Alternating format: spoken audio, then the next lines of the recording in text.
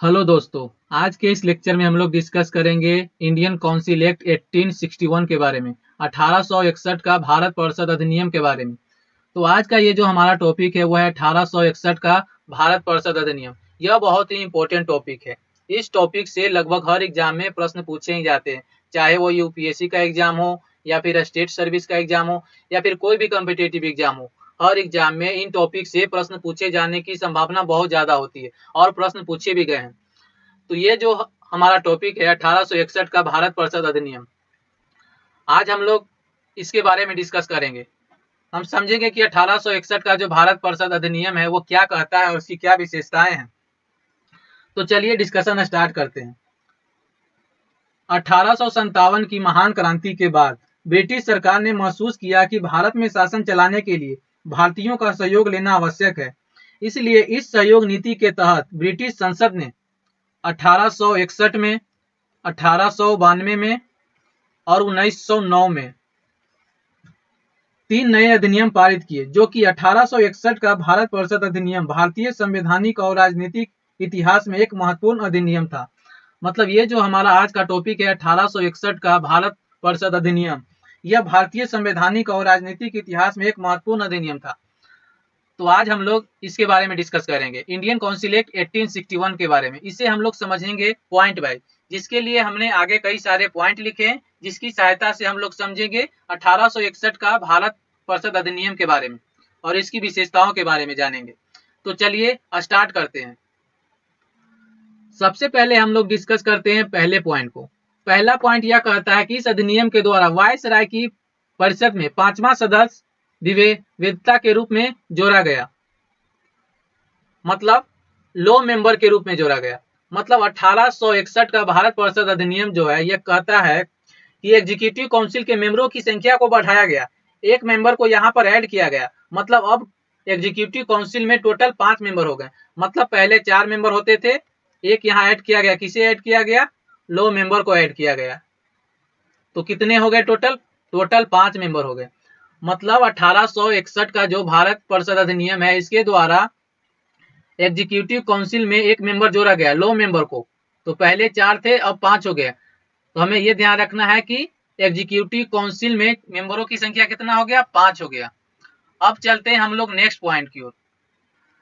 Next point यह कहता है कि लॉर्ड कैनिंग के द्वारा 1859 में प्रारंभ की गई पोर्टफोलियो प्रणाली को मान्यता दी गई।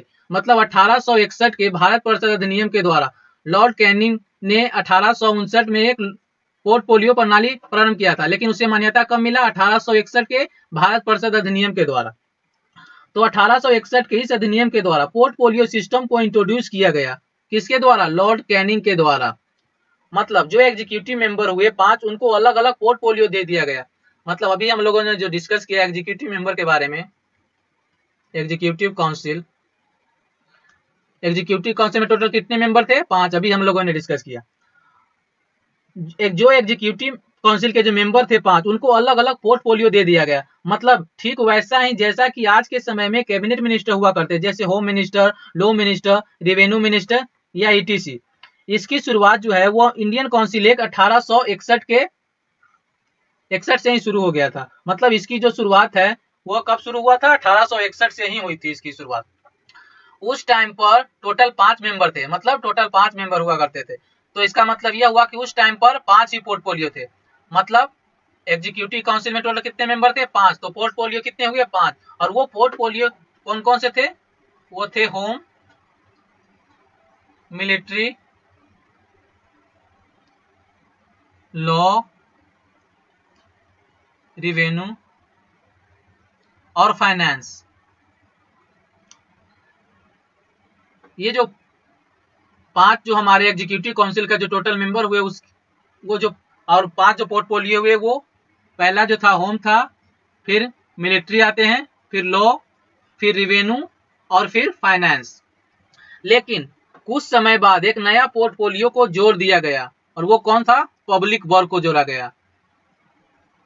पब्लिक वर्क को, जो कि आज भी प्रेजेंट है, जिसे हम लोग पीडब्ल्यूडी के नाम से जानते हैं। मतलब पब्लिक वर्क डिपार्टमेंट। डिपार्टमेंट के नाम से जानते हैं। तो अब क्या हो गया, अब एग्जीक्यूटिव काउंसिल में मेंबर की संख्या कितने हो गए, 6 हो गए। और ये जो पब्लिक वर्क है इसे ऐड किया गया था 1874 में। मतलब हम लोगों ने क्या देखा कि उस टाइम पर एग्जीक्यूटिव काउंसिल के टोटल कितने मेंबर थे, 5। तो इसका मतलब कि उस टाइम पर 5 ही पोर्टफोलियो थे। वो 5 पोर्टफोलियो हुए होम, मिलिट्री, लॉ, रेवेन्यू और फाइनेंस। फिर कुछ समय बाद 1874 में पब्लिक वर्क को जोड़ा गया। तो इसे जोड़ने के बाद अब एग्जीक्यूटिव काउंसिल में मेंबर की संख्या कितना हो गया, बढ़कर 6 हो गया। मतलब कि एग्जीक्यूटिव काउंसिल जो हुए उसमें अब टोटल मेंबर की संख्या कितना हो गया, 6 हो गया। ये ध्यान रखना है कि एग्जीक्यूटिव काउंसिल में मेंबरों की संख्या बढ़कर कितना हो गया, 6 हो गया। अब हम लोग चलते हैं नेक्स्ट पॉइंट पे। नेक्स्ट पॉइंट यह कहता है कि इस अधिनियम द्वारा वायसराय को आपातकाल में बिना काउंसिल की संतुष्टि के अध्यादेश जारी करने की अधिकृत किया गया। मतलब कि 1861 के इंडियन काउंसिल एक्ट के तहत वायसराय को पावर दे दिया गया अध्यादेश जारी करने का। मतलब 1861 के इस अधिनियम के द्वारा वायसराय आपातकाल में बिना काउंसिल की संतुष्टि के अध्यादेश जारी कर सकता है। और ऐसे अध्यादेश की अवधि मात्र 6 महीने होगी, 6 मंथ तक वैलिड होगा। मतलब वायसराय को अगर कभी ऐसा लगता है कि कोई अर्जेंट मैटर है जिसके लिए बहुत जल्द ही कोई कानून बनाना है, तो उस स्थिति में वह काउंसिल के प्रोसेस में न जाकर सिंपली एक लॉ को पास कर सकता है बिना किसी के मंजूरी के। और यह जो लॉ होगा, मतलब यह जो कानून होगा वह टेम्पोररी होगा, टेम्पोररी की तरह काम करेगा और वह 6 मंथ तक वैलिड होगा। और यह जो ऑर्डिनेंस जो है वो आज भी हमारे भारतीय संविधान में उपस्थित है, भारतीय संविधान का पार्ट है। अब चलते हैं हम लोग नेक्स्ट पॉइंट की ओर। नेक्स्ट पॉइंट यह कहता है कि इस अधिनियम के द्वारा वायसराय की परिषद का विस्तार किया गया। मतलब अभी हमने देखा कि एग्जीक्यूटिव काउंसिल में मेंबरों की संख्या कितना हो गया, 6 हो गया था। मतलब जो एग्जीक्यूटिव काउंसिल जो थे उसमें मेंबरों की संख्या कितना हो गया था, 6 हो गया था। और जो लेजिस्लेटिव काउंसिलर थे उनको समाप्त कर दिया गया था। मतलब जो लेजिस्लेटिव काउंसिल का जो कॉन्सेप्ट था उसे समाप्त कर दिया गया था और उसकी जगह पर एडिशनल मेंबर को लाया गया था जिन्हें वायसराय खुद नॉमिनेट करता था। मतलब क्या आ गया यहाँ पर, एग्जीक्यूटिव काउंसिल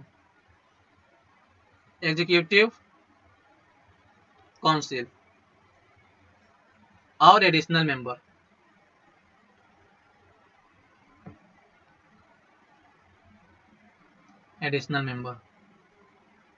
मतलब ये एग्जीक्यूटिव काउंसिल में कितने मेंबर होते थे, 6 मेंबर हो गए थे और ये एडिशनल मेंबर थे। ये जो एडिशनल मेंबर लाया गया था वो लेजिस्लेटिव काउंसिलर का जो कॉन्सेप्ट था उसे समाप्त करके ये एडिशनल मेंबर को लाया गया था। ये जो एडिशनल मेंबर थे इसमें 2 आते थे, एक ऑफिशियल एक नॉन ऑफिशियल। ऑफिशियल और नॉन ऑफिशियल। ये ऑफिशियल वो होते थे जो ब्रिटिश सिविल सर्विस में काम कर रहे होते हैं या फिर ब्रिटिश मिलिट्री सर्विस में काम कर रहे होते हैं, वो आते थे ऑफिशियल के अंदर। और जो नॉन ऑफिशियल होते थे ये वो होते थे जो ब्रिटिश सिविल सर्विस से जुड़े नहीं होते थे। लेकिन यहाँ पर एक कंडीशन था कि जो मेजोरिटी होगा वो ऑफिशियल मेंबर का होगा। मतलब यहाँ पर ये कंडीशन लगा दिया गया था कि जो भी मेजोरिटी होगा वो ऑफिशियल मेंबर का ही होगा। और इनका जो कार्यकाल होता था, मतलब ये जो एडिशनल मेंबर थे इनका जो कार्यकाल होता था वो 2 वर्षों का होता था। 2 वर्ष तक एडिशनल मेंबर का कार्यकाल चलता था और 2 वर्ष के बाद फिर से नया मेंबर आते थे और उनके जो वाइसराय थे वो खुद नॉमिनेट करते थे। और ये जो एडिशनल मेंबर होते थे इसमें मेंबरों की संख्या 6 से लेकर 12 तक होती थी। मतलब कम से कम 6 मेंबर और ज्यादा 12 मेंबर। मतलब एडिशनल मेंबर में कम से कम 6 मेंबर हो सकते थे या फिर ज्यादा 12 मेंबर हो सकते हैं। तो ये हमें ध्यान रखना था कि इसमें टोटल कितने, 6 से लेके 6 से लेके 12 तक। और जो इंडियंस होते थे वो इन दोनों में से किन में अलाउ किया करते थे, तो हमें ये ध्यान देना है कि जो इंडियन होते थे इंडियन एग्जीक्यूटिव काउंसिल में अलाउ नहीं थे। मतलब जो इंडियन थे वो एग्जीक्यूटिव काउंसिल में अलाउ नहीं थे, लेकिन एडिशनल मेंबर बनना इंडियन को अलाउ था। लेकिन जो इंडियन थे वो एडिशनल मेंबर बन सकते थे। तो ये इंपॉर्टेंट पार्ट है, इसे ध्यान रखेंगे कि जो इंडियन जो थे वो एग्जीक्यूटिव काउंसिल में अलाउ नहीं थे, लेकिन एडिशनल मेंबर बनना इंडियन को अलाउ था। और जो वाइसराय थे उन्होंने 3 इंडियन को नॉमिनेट किया था नॉन ऑफिशियल के तौर पर, मतलब नॉन ऑफिशियल के तौर पर वायसराय ने 3 इंडियन को नॉमिनेट किया था। वो 3 इंडियन कौन कौन से थे? पहला जो थे बनारस के राजा, मतलब किंग ऑफ बनारस। दूसरा कौन थे? पटियाला के महाराज, महाराजा ऑफ पटियाला। चौथा कौन था? तीसरा से सर दिनकर रॉय, सर दिनकर रॉय। तो हम एक बार फिर से रिवीजन कर लेते हैं ताकि अच्छे से समझ आ जाए। तो 1861 का जो भारत परिषद अधिनियम है, इसके द्वारा क्या हुआ कि वायसराय की परिषद का विस्तार किया गया।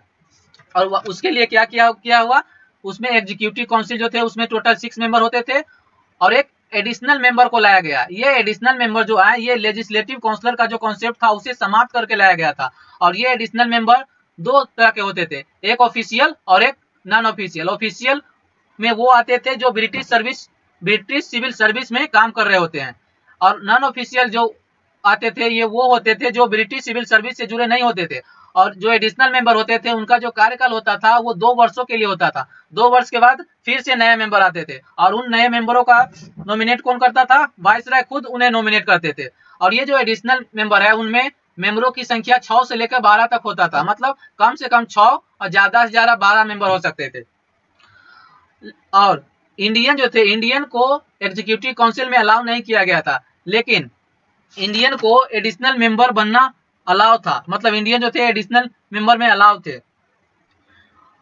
और इस प्रकार वायसराय ने 3 इंडियन को नॉमिनेट किया था नॉन ऑफिशियल के तौर पर, मतलब गैर सरकार के तौर पर।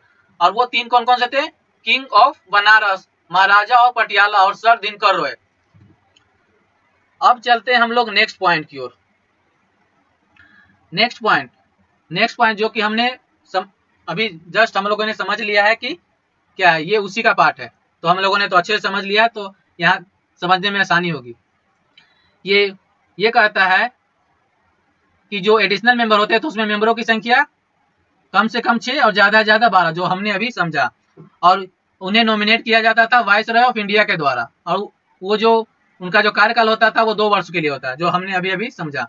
और जो वायसराय थे उन्होंने 3 गैर सरकारी सदस्यों के रूप में भारतीयों को नॉमिनेट किया। वो कौन कौन से थे?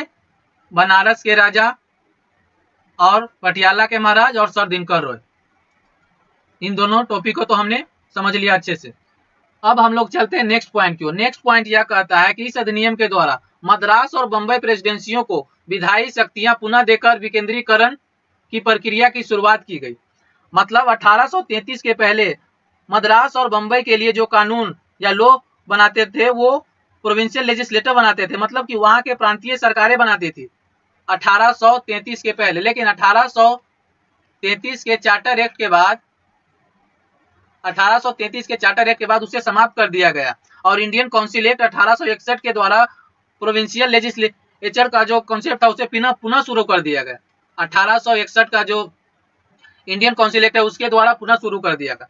मतलब यहाँ पर यह हुआ कि 1861 के इस अधिनियम के द्वारा मद्रास और बंबई प्रेसिडेंसी को विधायी शक्ति पुनः देकर विकेंद्रीकरण प्रक्रिया की शुरुआत की गई। इस अधिनियम ने रेगुलेटिंग एक्ट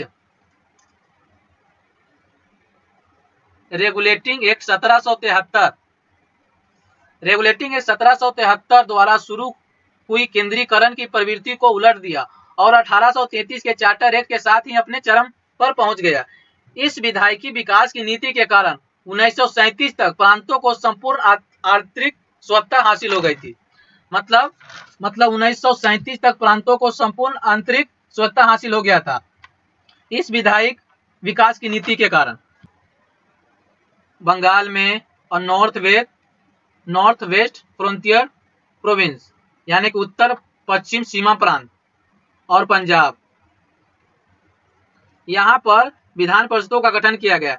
बंगाल में 1862 में विधान परिषदों का गठन किया गया था और नॉर्थ वेस्ट फ्रंटियर प्रोविंस जो थे इसमें 1866 में विधान परिषदों का गठन किया गया था और पंजाब में 1897 में विधान परिषदों का गठन किया गया। Bengal, North West Frontier Province और पंजाब में विधान परिषदों का गठन किया गया। अब चलते हैं हम लोग नेक्स्ट पॉइंट पे। नेक्स्ट पॉइंट कहने का मतलब एक एक्स्ट्रा पॉइंट है, एक अदर पॉइंट है। अदर पॉइंट को भी हम लोग डिस्कस कर लेते हैं कि वो क्या है। अदर पॉइंट जो है वो यह कहता है कि मिलिट्री, पब्लिक रिवेन्यू,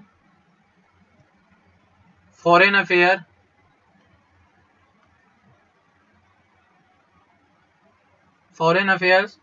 रिलीजन और रिलीजन्स।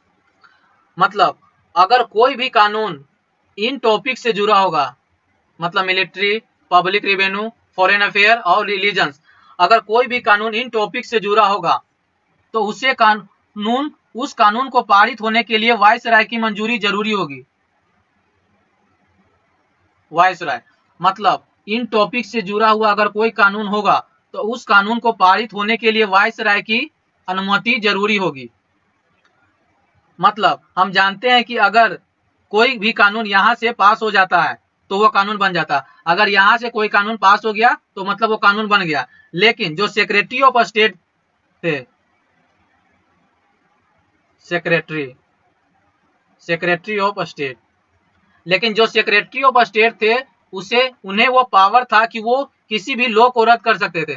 मतलब वायसराय मतलब यहां से जो कानून पारित हुआ था तो उस कानून को सेक्रेटरी ऑफ स्टेट जो थे वो रद्द कर सकते थे, क्योंकि उन्हें वो पावर दे दिया गया था। तो यह था एक्स्ट्रा पॉइंट जो हम लोगों ने डिस्कस किया। और आज का लेक्चर 1861 का भारत परिषद अधिनियम। आपको यह लेक्चर कैसा लगा आप लोग जरूर हमें कमेंट में बताएं। अगर आपका कोई प्रश्न हो तो आप हमें कमेंट बॉक्स में पूछ सकते हैं, हम आपके प्रश्न का जवाब जरूर देंगे। अगर आपको पीडीएफ चाहिए तो आप हमारा टेलीग्राम चैनल ज्वाइन कर सकते हैं। टेलीग्राम चैनल ज्वाइन करने के लिए आपको वीडियो लिंक के अबाउट सेक्शन में जाना है। अबाउट सेक्शन में हमारे टेलीग्राम चैनल का लिंक है, जहां से आप टेलीग्राम चैनल ज्वाइन कर सकते हैं। तो दोस्तों आज का यह लेक्चर आपको कैसा लगा आप लोग जरूर आप हमें बताएं। अगर आपको यह लेक्चर पसंद आता है, अच्छा लगता है तो जरूर लाइक, शेयर और सब्सक्राइब करें। मिलते हैं अगले वीडियो में, तब तक के लिए धन्यवाद।